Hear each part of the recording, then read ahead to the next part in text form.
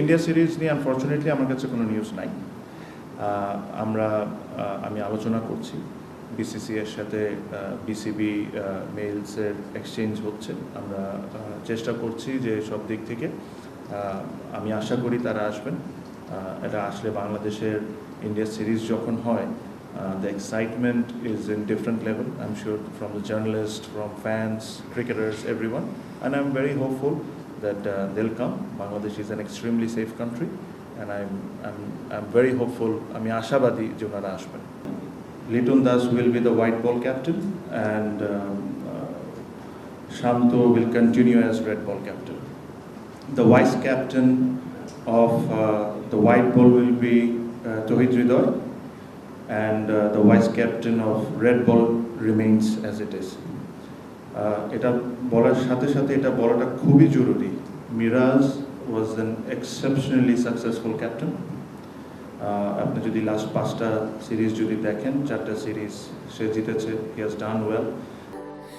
স্যান্ডেলিনা সো, রূপচর্চায় আভিজাত্য।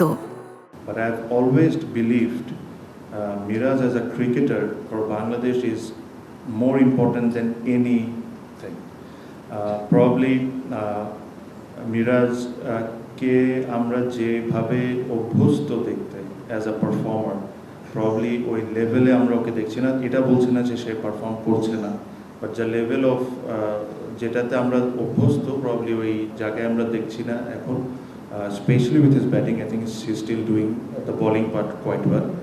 একটা অ্যাডভার্টাইজমেন্ট দেওয়া হয়েছিল, ওখানে একটা মিনিমাম ক্রাইটেরিয়া দেওয়া হয়েছিল যে ফার্স্ট ক্লাস ক্রিকেটার্স অ্যান্ড খুব সম্ভব লেভেল 1 করা কোচদেরকে ইনভাইট করা হয়েছিল। And then 218, if I am not wrong, 218 applications এসেছিল। ওখানে 90+ যারা অ্যাপ্লিকেন্ট ছিলেন তারা ওই ক্যাটাগরিতে ফল করেন না। তো তাতে ইন্টারনালি ওনারা ডিসিশন নিয়েছেন যে তাদেরকে অ্যালাউ করা হবে। এখানে আমার কাছে মনে হয় যে আমাদের ভুল ছিল, বিকজ এরকম আরও 10 জন, 15 জন, 20 জন তো থাকতে পারে যারা ওই অ্যাডভার্টাইজমেন্টটা দেখে যখন ওই ক্যাটাগরিতে ফল করছিলেন না, তারা ওইটা দেখেই অ্যাপ্লাই করেন নাই হয়তো। সো যদি আমরা 90+ মানুষকে অ্যালাউ করতে পারি, সো ওনাদের কী ফল্ট। সেকেন্ডলি, আমার কাছে মনে হয় যে রিটেনে যে পরীক্ষাটা হয় অ্যান্ড দেন অবভিয়াসলি প্র্যাকটিক্যাল, আমি রিটেনে তাদের অবশ্যই বেসিক নলেজ থাকতে হবে, বাট সাথে এটা কিন্তু ক্রিকেট বোর্ডেরও দায়িত্বের মধ্যে পড়ে তাদেরকে এডুকেট করা। আমরা কি তাদেরকে এডুকেট করেছি for number of years? Probably not. So আমার কাছে মনে হয় যে এখানে প্র্যাকটিক্যালটাকে প্রাধান্য বেশি দেওয়া উচিত। অবশ্যই আপনার ভাইবা থাকবে, আপনার রিটেনে আপনার বেসিক নলেজ থাকতে হবে। I agree to all of those things.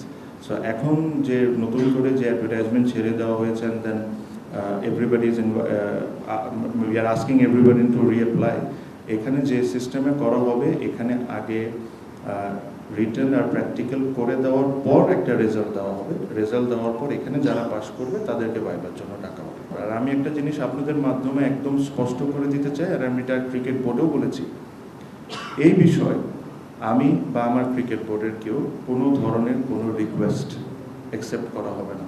সে এটা যে কোনো লেভেল থেকে হোক না কেন, কোনো কোচের বিষয়ে কোনো ধরনের রিকোয়েস্ট, সে যদি পাস না করে, সে যদি ভাইবা ভালো না দেয়, সে যদি প্র্যাকটিক্যাল ভালো না দেয়, আমি কোনোভাবেই কোনো রিকোয়েস্ট অ্যাকসেপ্ট করবো না, because this is for the future of Bangladesh cricket and the future of the kids.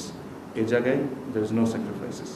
So এই জিনিসটা অ্যাবসলিউটলি আমি ক্লিয়ার করে দিয়েছি। এই কথাটা আমি আজকে ক্রিকেট বোর্ডেও বলেছি যে এই জায়গায় when it comes to cricket, আপনি যে কোনো বিষয়ে কথা বলতে পারেন, ফ্যাসিলিটিসের ব্যাপারে বলতে পারেন, গ্রাউন্ডসের ব্যাপারে বলতে পারেন, এটা না এটা, but when it comes to cricket, এখানে আমাদের সবার এক থাকতে হবে, and there should not be any sacrifices.